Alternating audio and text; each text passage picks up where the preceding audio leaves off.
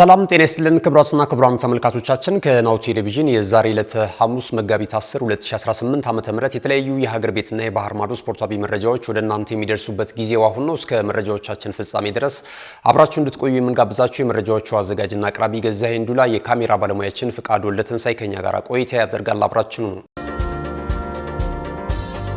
ወደ ቀዳሚው የሀገር ቤት ስፖርታዊ መረጃችን ስናልፍ የኢትዮጵያ ሴቶች ፕሪሚየር ሊግ የ20ኛ ሳምንት መርሃ ግብር ጨዋታዎችን የተመለከተ መረጃ ቀዳሚ እናደርጋለን። የ20ኛ ሳምንት የኢትዮጵያ ሴቶች ፕሪሚየር ሊግ በነገው ዕለት በመዲናችን አዲስ አበባ አበበ ቢቂላ ስቴዲየም ጅማሮን የሚያደርግ ነው የሚሆነው። ነገ የሚደረጉትን የ20ኛ ሳምንት መርሃ ግብር ጨዋታዎች በተመለከተ ረፋድ 4 ሰዓት ላይ ነው ጨዋታዎቹ የሚጀመሩት። ሐዋሳ ከተማን ከልደታ ክፍለ ከተማ ጋር በሚያገናኘው ጨዋታ ይጠበቃል። ሐዋሳ ከተማ አራተኛ ደረጃ ላይ ነው የሚገኘው በሊጉ የደረጃ ሰንጠረዥ 39 ነጥቦችን ይዞ ማለት ነውና ልደታ ክፍለ ከተማ ደግሞ እንደዚሁ ወራጅ ቀጠና አፋፍ ላይ ከሚገኙ ክለቦች መካከል አንደኛው ነው። 10ኛ ደረጃ ላይ ይገኛል በ15 ነጥቦች።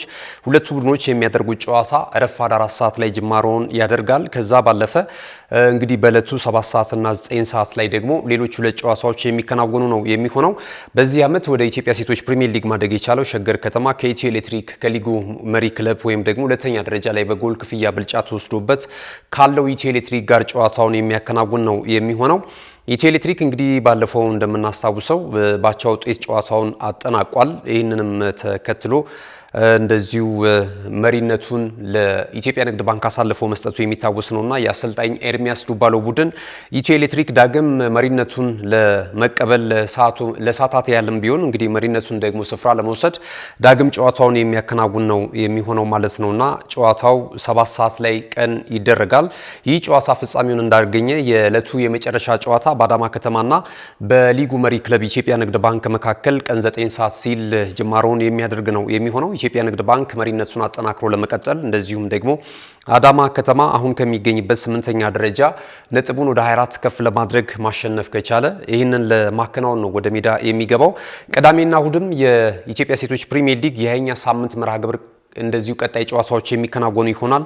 ሲዳማ ቡና ከድሬዳዋ ከተማ፣ መቻል ከቦሌ ክፍለ ከተማ ጨዋታቸውን ያደርጋሉ። በዕለተ ቅዳሜ ሁለት ጨዋታዎች ናቸው የሚከናወኑት። በዕለተ እሁድ እንደዚሁ ሁለት ጨዋታዎች ቀጥለው ሲከናወኑ አርባ ምንጭ ከተማ ከአዲስ አበባ ከተማ፣ ባህር ዳር ከተማ ከይርጋ ጨፌ ቡና በ7 እና በ9 ጨዋታቸውን የሚያከናውኑ ነው የሚሆነው ማለት ነው። የኢትዮጵያ ሴቶች ፕሪሚየር ሊግ ሊጉን የደረጃ ሰንጠረዥ ስንመለከት እኩል 50 ነጥቦችን መያዝ የቻሉት ሁለቱ የአዲስ አበባ ከተማ ተወካይ ክለቦች ኢትዮጵያ ንግድ ባንክና ኢትዮ ኤሌክትሪክ በጎል ክፍያ በመበላለጥ አንደኛና ሁለተኛ ደረጃ ላይ ተቀምጠዋል። መቻል በ41 ነጥቦች 3ኛ ደረጃ ላይ ይገኛል። ሐዋሳ ከተማ እንደዚሁ 39 ነጥቦችን ይዞ 4ኛ ደረጃ ላይ ነው የሚገኘው። ሸገር ሲቲ፣ ቦሌ ክፍለ ከተማ፣ ሲዳማ ቡና፣ አዳማ ከተማ፣ ድሬዳዋ ከተማ የመሳሰሉ ክለቦች ደግሞ ተከታዩን ደረጃ ይዘውታል።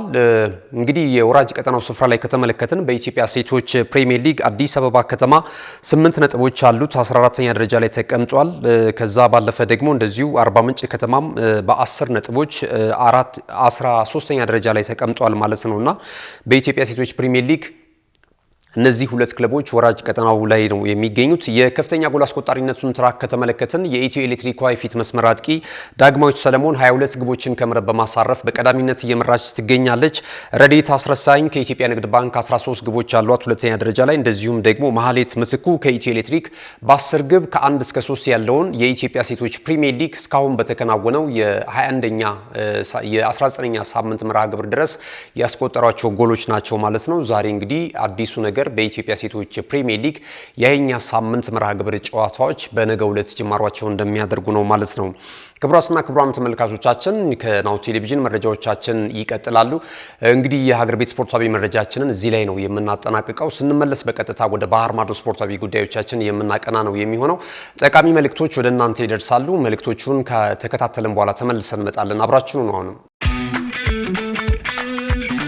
እነሆ የምስራች የ10 አየር መንገድ የበረራ ትኬት ለውድ ደንበኞቹ በተቀላጠፈና አስተማማኝ በሆነ መንገድ እያቀረበ ያለው።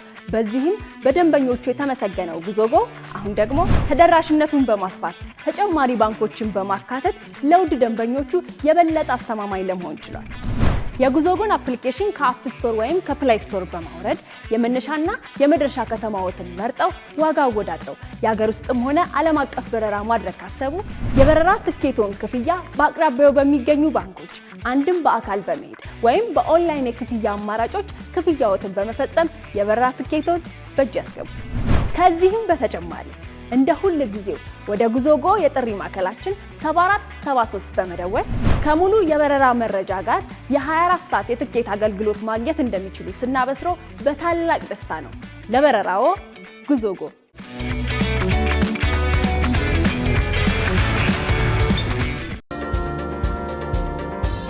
ተመልሰናል። ክቡራትና ክቡራን ተመልካቾቻችን ይህ ናሁ ቴሌቪዥን ነው። ናሁ ስፖርትን በመከታተል ላይ ትገኛላችሁ። የዕለተ ሐሙስ መሰናዷችን ወደ እናንተ እየደረሰ ይገኛል። ቀደም ሲል የሀገር ቤት ስፖርታዊ መረጃን ወደ እናንተ አድርሰናል። ከዚህ ሰዓት ጀምረን ደግሞ ከባህር ማዶ ያገኘናቸውን ስፖርታዊ መረጃዎች ወደ እናንተ እያደረስን ቆይታ የምናደርግ ነው የሚሆነው። የአውሮፓ ቻምፒየንስ ሊግ የውድድር መድረክ የጥሎ ማለፍ 16 የመልስ ጨዋታዎች ትላንት ምሽት ተጠናቋል። ከትላንትና በስቲያ ነው ጅማሯቸውን ያደረጉት። ትላንትም በአውሮፓ የተለያዩ ከተማ ስቴዲየሞች በአራት ስቴዲየሞች ጨዋታዎች ተከናውነው ነበረ። ከምሽት 2 ሰዓት 45 ሲል ነው የጀመረው። የስፔኑ ወይም ደግሞ የካታሎናው ክለብ ባርሴሎና የእንግሊዙን ክለብ ኒውካስል ዩናይትድን ባስተናገደበት ጨዋታ እጅግ በጣም በርካታ ግቦች ናቸው የተቆጠሩት። 7-2 በሆነ ውጤት ማሸነፍ ችሏል የካታሎናው ክለብ ባርሴሎና። በድምር ውጤትም 8-3 በማሸነፍ እንግዲህ ሩብ ፍጻሜውን ከተቀላቀሉ 8 ክለቦች መካከል አንደኛው ሆኗል ማለት ነው። አምና እንደምናስታውሰው በአውሮፓ ቻምፒየንስ ሊግ የውድድር መድረክ የአሰልጣኝ ሃንስ ፍሊኩ ቡድን ባርሴሎና እስከ ግማሽ ፍጻሜ ድረስ መጓዝ የቻለበትን አጋጣሚ እናስታውሳለን። በግማሽ ፍጻሜው በጣሊያኑ ክለብ ኢንተር ሚላን ነበረ 7-6 የድምር ውጤት ተሸንፎ ከውድድር መድረኩ የተሰናበተው ማለት ነው። ዘንድሮ እንግዲህ በተለየ ሁኔታ ጥሩ ጉዞ እያደረጉ ነው የሚገኙት። ምናልባትም እስከ ፍጻሜ ድረስ ወይም እስከ ግማሽ ፍጻሜ ድረስ ከሚጠበቁ ቡድኖች መካከል አንደኛው ነው ማለት ይቻላል። የመጀመሪያው ጨዋታ እንደምናስታውሰው በእንግሊዝ ሴንት ጄምስ ፓርክ ስቴዲየም ላይ ተደርጎ በጣም ፈታኝ በሆነ ሁኔታ አንድ አቻ በሆነ ውጤት ነበር የተጠናቀቀው። ትላንት ምሽት በነበረው እንቅስቃሴ ግን እንግዲህ ብሉ ግራናዎቹ የኮከቦች አልተቻሉም ማለት ይቻላል። ከአንጋፋ እስከ ወጣት ድረስ ነው እንግዲህ በዚህ በባርሴሎና እግር ኳስ ክለብ ውስጥ ያሉት ስብስቦች ሮበርት ሌዋንዶውስኪ እስከ እድሜው እንግዲህ ወደ 36 ደርሷል። ከዚህ ቀደም በቦሩሲያ ዶርትሙንድ በባየር ሙኒክ እጅግ በጣም አስደናቂ ብቃቱን እንደዚሁም በፖላንድ ብሔራዊ ቡድን ጭምር እጅግ በጣም አስደናቂ ብቃቱን ማሳየቱን እናስታውሳለን። አሁን ደግሞ በባርሴሎና ከታዳጊና ወጣት ተጫዋቾች ጋር ተጣምሮ የሚያሳየው እንቅስቃሴ በጣም አስገራሚ ነው። ትላንት በነበረው ጨዋታ የፖላንዳዊ ኢንተርናሽናል 2 ግቦችን እንደዚሁ ከመረብ ማሳረፍ ችሏል። ከዛ ባለፈ እነ ላሚን ያማል፣ ራፊና እንደዚሁም ሎፔዝ እና ቤርናል ያስቆጠሯቸው ግቦች እንግዲህ በትላንቱ ጨዋታ 5-2 በሆነ ውጤት 7-2 በሆነ ውጤት ማሸነፍ ችሏል የዕለቱን ጨዋታ። በድምር ውጤት ደግሞ 8-3 በሆነ ውጤት ነው ማሸነፍ የቻለው። ትላንት ኒውካስል ዩናይትዶች በተለይ እስከ ረፍት ድረስ ያሉበት ሁኔታ ጥሩ ነበረ። ወደ ረፍት ለመውጣት ባሉበት ሰዓት ላይ ነው እንግዲህ ባርሴሎናዎች ተጨማሪ ጎል አስቆጥረው 3-2 በሆነ ውጤት ነበር የመጀመሪያው ግማሽ 45 የተጠናቀቀውና ከረፍት በኋላ ግን የነበረው እንቅስቃሴ እጅግ በጣም አይሎ ተመልክተናል በባርሴሎና በኩል ማለት ነውና የእንግሊዝ ፕሪሚየር ሊግ በዚህ በጥሎ ማለፍ 16ቱ 5 ክለቦችን ነበሩ እንግዲህ ማሳተፍ የቻለችው እንግሊዝ። ነገር ግን 3ቱ ከውድድር መድረክ ተሰናብቷል። ከትላንትና በስቲያ ምሽት ላይ በተደረጉ ጨዋታዎች ማንቸስተር ሲቲ እና ቼልሲ ተሰናብተው ነበር። አሁን ደግሞ ሌላኛው ኒውካስል ዩናይትድም የእንግሊዝ ፕሪሚየር ሊግ ተሳታፊ ክለብ ሆኖ 3ኛው ተሰናባች ቡድን ሆኗል። አሁን እንግዲህ የቀሩት 2 ናቸው። የአንፊልዱ ክለብ ወይም ደግሞ የመርሲሳይዱ ክለብ ሊቨርፑል እና የሰሜን ለንደኑ ክለብ አርሰናል ናቸው የእንግሊዝ ተወካይ ሆነው በአውሮፓ ቻምፒየንስ ሊግ የውድድር መድረክ በቀጣይ በሩብ ፍጻሜ ከምንመለከታቸው 8 ክለቦች መካከል የምናያቸው ማለት ነው። ሌሎች ጨዋታዎች ትላንት ምሽት ተከናውነዋል። ትላንት ምሽት ከተከናወኑ ጨዋታዎች መካከል እንግዲህ ተጠባቂ የነበረው የሊቨርፑል እና የቱርኩ ክለብ ጋላታ ሰራይ ነበር። በአንፊልድ ሮድ በተደረገው ጨዋታ ቀዮቹ እንግዲህ በአውሮፓ ቻምፒየንስ ሊግ የውድድር መድረክ አንዳንድ ጊዜ ልክ እንደ ሪያል ማድሪድ ሁሉ በሌላ የውድድር አይነቶች በውስጥ ውድድሮች ተዳክመው ነገር ግን ደግሞ የአውሮፓ ቻምፒየንስ ሊግ የውድድር መድረክ ላይ የአሸናፊነት መንፈስ ዛር ካለባቸው ክለቦች መካከል አንደኛው ሊቨርፑል ነው ማለት ይቻላል እና ሊቨርፑል እንግዲህ ከዚህ በፊትም በጣም ብዙ ታምራቶችን አሳይቶናል። በአውሮፓ ቻምፒየንስ ሊግ የውድድር መድረክ ላይ አይቀለበሱም የተባሉ ጨዋታዎችን ጭምር ቀልብሶ የ2005ቱን የኢስታንቡል የፍጻሜ ጨዋታ በኤሲ ሚላን 3-0 በሆነ ውጤት ሲመራ ቆይቶ ይህንን የዋንጫ ክብር ማሳካቱን እናስታውሳለን።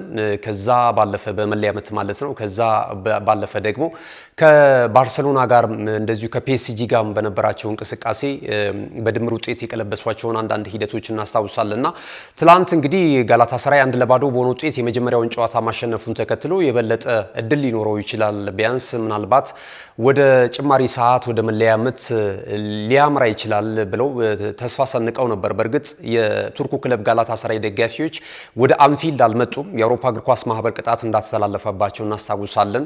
ከሜዳቸው ውጪ የሚያደርጉትን ጨዋታ ያለ ደጋፊ ነው ጨዋታቸውን የሚያደርጉት የሚል እንደዚሁ ቅጣት አስተላልፎባቸው ነበር። ከዛ ባለፈም እንደዚሁ ወደ 40,000 የሚደርስ ዶላር እንደዚሁ ቅጣትም ተላልፎባቸው እንደነበር እናስታውሳለን። በመጀመሪያው ጨዋታ ላይ የዩቬንቱስን ገጥመው ባሸነፉበት ጨዋታ ላይ ማለት ነው ያልተገቡ የሜዳ ላይ እንቅስቃሴ በደጋፊዎች ተከናውኗል በሚል ነበር የአውሮፓ እግር ኳስ ማህበር ያንን ቅጣት የጣለባቸውና ትላንት እንግዲህ ደጋፊዎቻቸውን ይዘው ሳይመጡ ነው በአንፊልድ ጨዋታቸውን ያደረጉት። አንፊልድ ደግሞ አንፊልድ ነው። እንኳን ደጋፊ ሳይያዝ ደጋፊም ተይዞ ለተቃራኒ ቡድን ተጫዋቾች እጅግ በጣም ልብን የሚያረድ የሚያንቀጠቅጥ እንደሆነ እንግዲህ ብዙ ተጫዋቾች በአንፊልድ ሮድ መጫወት ተቃራኒ ሆኖ መጫወት እንደማይፈልጉ ከዚህ በፊት ሲገልጹ እንደነበረ እናስታውሳለን። ትላንትም የሆነው ይሄ ነው። 4-0 በሆነ ውጤት ጨዋታውን ማሸነፍ ችሏል። እንግዲህ በምሽቱ ሌሎችም ጨዋታዎች እንደዚሁ ተከናውነዋል። ባየር ሙኒክ በሜዳው አሊያንዝ አሬና ጨዋታውን አከናውኖ ነበረ። ትላንትና እንግዲህ ከጣሊያኑ ክለብ አትላንታ ጋር ያደረጉትን ጨዋታ 4-1 በሆነ ውጤት ማሸነፍ ችሏል። የባቫያሩ ክለብ በድምሩ 10-2 በሆነ ውጤት በማሸነፍ ነው ወደ ቀጣዩ ዙር ማለፍ የቻለው ማለት ነውና ትላንት በነበረው እንቅስቃሴ ለሙኒክ ያሸናፊነቱን 4ቱን ግቦች ሃሪኬን በፍጹም ቅጣት ምትና በጨዋታ 2 ግቦችን ከመረብ አሳርፏል። ካርል 51ኛው ደቂቃ ላይ ሌላ ጎል አክሏል። ሉዊስ ዲያዝ የቀድሞ የሊቨርፑል ተጫዋች እንደዚሁ 70ኛው ደቂቃ ላይ ጎል አስቆጥሮ 4-1 በሆነ ውጤት ጨዋታው ተጠናቋል ማለት ነው። በድምር ውጤት እንግዲህ በሰፋ የጎል ልዩነት ባየር ሙኒክ በማሸነፍ ወደ ሩብ ፍጻሜው የተቀላቀለበትን ውጤት ነው ማስመዝገብ የቻለው። ሌላኛው በእንግሊዝ የተከናወነው የቶተንሃም ሆትስፐርስና አትሌቲኮ ማድሪድ ጨዋታ ነበረ። በዚህ እንቅስቃሴ ላይ አትሌቲኮ ማድሪድ ትላንት ተሸንፏል። እንግዲህ ቶተንሃም ሆትስፐርስ 3-2 በሆነ ውጤት ነው የትላንቱን ጨዋታ ማሸነፍ የቻለው። ራንዳል ኮሎማኒ 30ኛው ደቂቃ ላይ፣ ጃቢ ሲሞንስ ደግሞ በፍጹም ቅጣት ምትና በጨዋታ 2 ግቦችን ከመረብ አሳርፏል። አትሌቲኮ ማድሪድ ሁለቱን የማስተዛዘኛ ግቦች አልቫሬዝ እና እንደዚሁ ሃንኮ የተሰኙ ተጫዋቾች 47ኛውና 75ኛው ደቂቃ ላይ ጎል ማስቆጠር ችሏል። በድምር ውጤት ግን 7-5 በሆነ ድምር ውጤት አትሌቲኮ ማድሪድ በማሸነፍ ሁለተኛው የስፔን ተወካይ ክለብ ሆኗል ከሪያል ማድሪድ በመቀጠል ማለት ነውና በሩብ ፍጻሜ ከምንመለከታቸው ክለቦች መካከል አንደኛው ሆኗል ማለት ነው። እንግዲህ ትላንትና የነበሩት የቻምፒየንስ ሊግ የጥሎ ማለፍ 16 የመልስ ጨዋታዎች በከፊል ይህንን ነው የሚመስሉት። በቀጣይ እንግዲህ የሚደረጉ የሩብ ፍጻሜ ጨዋታዎች አሉ። ማን ከማን ደረሰው የሚለውም እንደዚሁ ተለይቷል። ሪያል ማድሪድ ከባየር ሙኒክ ነው የደረሳቸው። ይሄ በጣም የከባዶች ፍልሚያ ነው የሚሆነው። ሁለቱም በአውሮፓ ቻምፒየንስ ሊግ የውድድር መድረክ በጣም የከበረ ስም ካላቸው ክለቦች መካከል አንደኛው ነው። በተለይ ሪያል ማድሪድ 15 ጊዜ የመድረኩን የዋንጫ ክብር ማንሳቱ የሚታወስ ነው። ከዛ ባለፈ ባየር ሙኒክም ወደ 6 የሚደርሱ የአውሮፓ ቻምፒየንስ ሊግ የዋንጫ ክብሮች ማሳካት ችሏልና ትልልቅ ኳክብቶች በሁለቱም ክለቦች ውስጥ መኖራቸው ከወዲሁ ይህ የአውሮፓ ቻምፒየንስ ሊግ የሩብ ፍጻሜ ጨዋታ በሪያል ማድሪድ እና በባየር ሙኒክ መካከል የሚደረገው ጨዋታ ተጠባቂ ሆኗል። የመጀመሪያው ጨዋታ የሚደረገው በሳንቲያጎ በርናቦ ነው። ይሄ ለሙኒኮች ትልቅ አድቫንቴጅ ይሰጣል ተብሎ ይጠበቃል። የመጀመሪያ ጨዋታቸውን ብዙ ጊዜ አዌ የሚጫወቱ ቡድኖች የመልሱን ጨዋታ ተጠንቀቀው በደጋፊያቸውና በሜዳቸው ፊት ይህንን አድቫንቴጅ ለመውሰድ ይመርጡታልና ጨዋታው በስፔን ነው የመጀመሪያው ጨዋታ የሚደረገው። የመልሱ ጨዋታ ደግሞ በጀርመን አሊያንዝ አሬና ላይ የሚደረግ ነው የሚሆነው። ስፖርቲንግ ሊዝበን ከአርሰናል ጋር ይገናኛሉ በሩብ ፍጻሜው ጨዋታ። አርሰናልም በጣም ጥሩ እድል ያገኘበት ይመስላል። በእርግጥ ስፖርቲንግ ሊዝበን ፖዶ ጊልሚት ላይ የሰራው ካምባክ በጣም አስፈሪ ነው። ከዚህ ቀደም እንደተመለከትነው ማለት ነውና በጥሎ ማለፍ 16ቱ ጨዋታ የመጀመሪያውን ጨዋታ 3-0 በሆነ ውጤት ተሸንፎ ከዛ ግን በሜዳው 5-0 በሆነ ውጤት በማሸነፍ በድምር ውጤት እንግዲህ 8-3 በማሸነፍ እንግዲህ ወደ ሩብ ፍጻሜው የተቀላቀለ የፖርቹጋል ክለብ ነውና አርሰናል ከስፖርቲንግ ሊዝበን የሚያደርጉትም ጨዋታ አርሰናል የመጀመሪያውን ጨዋታ ከሜዳ ውጪ ያከናውናል። ከዛ የመልሱን ጨዋታ ደግሞ ኤምሬትስ ላይ ለማከናወን ይችላል ማለት ነው። ሌላኛው ባርሴሎና ከአትሌቲኮ ማድሪድ ጋር ነው የሚገናኙት። ሁለቱ የስፔን ክለቦች እርስ በርስ ተገናኝተዋልና በጣም ከባድ ፍልሚያ ልንመለከትበት እንችላለን።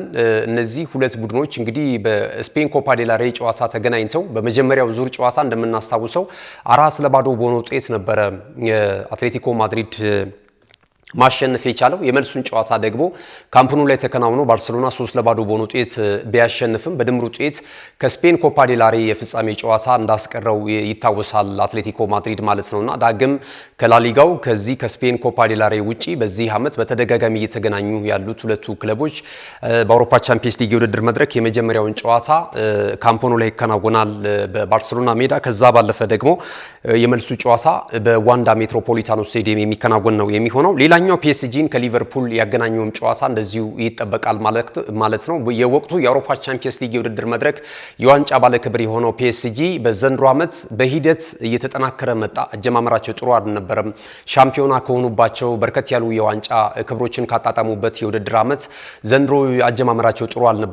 አንዳንድ ግጭቶችን መልበሻ ክፍል እንደዚሁ የተለያዩ መረጃዎች ሲወጡ ነበርና በአሰልጣኙና በተጫዋቾች መካከል የተፈጠሩ አንዳንድ አለመግባባቶች በተለይ ደግሞ በጣም የክለቡ ስታር የሚባሉ ትልልቅ ተጫዋቾች ከአሰልጣኝ ሉዊስ ኤንሪኬ ጋር ያላቸው ግንኙነት ስለመሻከሩ ሲገለጽ ነበረ። ነገር ግን በሂደት እነዚህ ጉዳዮች እየተቀረፉ የአሰልጣኝ ሉዊስ ኤንሪኬ ቡድን በተለይ በአውሮፓ ቻምፒየንስ ሊግ የውድድር መድረክ ላይ እያደረገ ያለው እንቅስቃሴ በጥሩ ሁኔታ አጅቦ ተመልክተናል። ቼልሲን እንግዲህ እንዳይሆን አድርጎ ነው በድምሩ ውጤት 8-2 በሆነ ውጤት በማሸነፍ ወደዚህ ሴሚፋይናል ማለፍ የቻለው ማለት ነውና አሁን በቀጣይ ደግሞ የግማሽ ፍጻሜ ጨዋታ ይጠበቃል። አምናም በተመሳሳይ እዚሁ ሌቭል ላይ ነበር የተገናኙት ሊቨርፑልና ፒኤስጂ ማለት ነው። ፒኤስጂ በድምር ውጤት አሸንፎ ወደ ግማሽ ፍጻሜው ሲያልፍ የአሰልጣኝ አርነ ስሎት ቡድን ሊቨርፑል ግን ከሩብ ፍጻሜው የቀረበትን አጋጣሚ እናስታውሳለን። ዘንድሮ ግን ትክክለኛ በቀል ዱላቸውን ለማሳረፍ እድሉ ተፈጥሮላቸዋል። ይህንን ግን መፈጸም ይችላሉ፣ መተግበር ይችላሉ የፒኤስጂ ላይ የሚለው ነገር በጣም አጠያያቂ ነው። የወጥነት ችግር ከሚታይባቸው ክለቦች መካከል አንደኛው የአሰልጣኝ አርነ ስሎት ቡድን ሊቨርፑል ነውና ዳግም መገናኘታቸው በዚህ ዓመት የበለጠ እንግዲህ ጨዋታው እንዲጠበቅ አድርጎታል። የመጀመሪያው ጨዋታ በፓርክ ደ ፕረንስ ይደረጋል። የመልሱ ጨዋታ ደግሞ አንፊልድ ሮድ ላይ ነው የሚከናወነው ማለት ነውና በአጠቃላይ የሩብ ፍጻሜ የአውሮፓ ቻምፒየንስ ሊግ የውድድር መድረክ ተፋላሚ 8 ክለቦች ሪያል ማድሪድ ከባየር ሙኒክ፣ ስፖርቲንግ ሊዝበን ከአርሰናል፣ ባርሴሎና ከአትሌቲኮ ማድሪድ፣ ፒኤስጂ ከሊቨርፑል ሆነዋል ማለት ነው። ሌሎች መረጃዎችን ወደ እናንተ ስናደርስ የኢሮፓ ሊግ ጨዋታዎች ዛሬ የሚከናወኑ ነው። ሌሎች አጫጭር ስፖርታዊ መረጃዎችን ወደ እናንተ እናደርስና የመረጃ ሰዓታችንን የምናጠናቀቅ ነው የሚሆነው። እንግዲህ እሁድ የሚደረግ ጨዋታ አለ። በእንግሊዝ ካራባው ካፕ ወይም ደግሞ የእንግሊዝ ሊግ ካፕ የፍጻሜ ጨዋታ ይከናወናል። በሊጉ ሁለት ተፎካካሪ ክለቦች የሚከናወን ነው። በአርሰናል እና በማንቸስተር ሲቲ ቀን 11 ሰዓት ላይ የሚደረገውን ጨዋታ በመሀል ዳኝነት የሚመሩትም ዳኛ እንደዚሁ ኤፍኤ ይፋ አድርጓል ማለት ነው። በዚህ መሰረት ፒተር ፓንከስ ይህንን የፍጻሜ ጨዋታ በዌምብሌይ ስቴዲየም እንደሚመሩት ተገልጿል ማለት ነው። እንግዲህ አርሰናል በዚህ ውድድር መድረክ ላይ ሁለት ጊዜ ነው የዋንጫ ክብር ማሳካት የቻለው። ማንቸስተር ሲቲ ደግሞ የተሻለ በተለይ በአሰልጣኝ ፔፕ ጋርዲዮላ ስር ተደጋጋሚ የዋንጫ ክብሮችን ማሳካቱ የሚታወስ ነውና ከረጅም ዓመታት ከ32 ዓመታት በኋላ የዚህን መድረክ የዋንጫ ክብር ለማሳካት መድፈኞቹ ብሎም ደግሞ በዘንድሮ ዓመት የአራትዮሽ የዋንጫ ክብር ያሳካሉ ተብለው እየታጩ ነው የሚገኙትና የመጀመሪያ የዋንጫ ክብራቸውን ሊያሳኩ የሚችሉበት አጋጣሚ ተፈጥሮላቸዋል ማለት ነውና እሁድ ይህን ጨዋታ ያከናውናሉ። ማንቸስተር ሲቲ እንግዲህ በተከታታይ ከዋንጫ ፉክክር ውስጥ ላለመውጣት ከባድ ፍልሚያ የሚያደርግ ነው የሚሆነው። ከአውሮፓ ቻምፒየንስ ሊግ የውድድር መድረክ በሪያል ማድሪድ ተረቶ ወጥቷል። የእንግሊዝ ፕሪሚየር ሊግን ፉክክሩ አሁን ወደ አርሰናል የበለጠ ሚዛኑ እያደላ ነው የሚገኘው።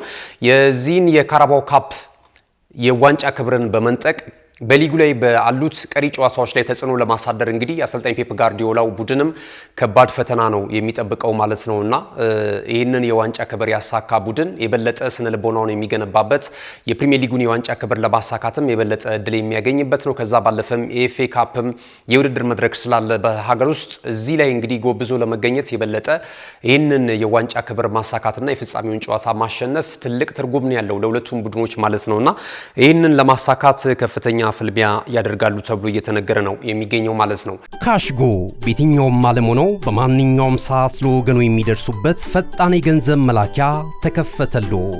ማስተርና ቪዛ ካርዶን በመጠቀም ከ5 እስከ $20 የሚልኩበት አዲስ የገንዘብ መላኪያ መንገድ። ካሽጎን ለየት የሚያደርገው የትኛውም የገንዘብ ዝውውር በፍጥነት አገልግሎት ከመስጠቱም ባሻገር ለማንኛውም አገልግሎት ምንም አይነት ክፍያ አለመጠየቁ ነው። በሀገራችን ታሪክ ገንዘብን ከውጪ ወደ ሀገር ቤት በማስተላለፍ በመተግበሪያ መልክ አገልግሎት መስጠት የጀመረው የመጀመሪያው ሀገር በቀል የገንዘብ መላኪያ ዘዴ ካሽጎ ከ4500 በላይ ባሉ የባንክ ቅርንጫፎች አገልግሎት እየሰጠ ይገኛል። ገንዘቦን በሰኮንዶች ልዩነት ውስጥ ይፈልጉ በአካውንቶ ወይንም በእጆ ቆጥረው የሚወስዱበት ልዩ ዘዴ። በቅርቡ ሁሉንም ኢትዮጵያዊ ባለቤት ለማድረግ ጉዞ የጀመረው ካሽጎ ዛሬውኑ መተግበሪያውን በስልኮ ላይ በመጫን የአገልግሎቱ ተጠቃሚ ሆኑ። ፍጥነት መለያችን፣ ኢትዮጵያን መክፈቻችን፣ ካሽጎ ነው መላኪያችን። ካሽጎ የአዲሱ ትውልድ ብራንድ። ክቡራትና ክቡራን ተመልካቾቻችን እንግዲህ ምሽት ላይ ደግሞ የተለየ የአውሮፓ ሊግ የጥሎ ማለፍ 16 ጨዋታዎች ይከናወናሉ። ሌሎች አዳዲስ ጉዳዮችን አካተን ምሽት ላይ ዳግም የምንገናኝ ነው የሚሆነው። መረጃዎቹ ይሄንን ይመስላሉ። አብራችሁን ስለነበራችሁ እጅግ በጣም እናመሰግናለን። መረጃዎቹን ወደ እናንተ በማድረስ ገዛ ሄንዱ ላይ የካሜራ ባለሙያችን ፍቃዱ ለተንሳይ ከኛ ጋር ቆይታ አድርጓል። ተወዳጅ የናሁ ቴሌቪዥን ፕሮግራሞች በቀጣይነትም ወደ እናንተ መድረሳቸውን ይቀጥላሉ። በያላችሁበት መልካም ጊዜ ይሁንላችሁ።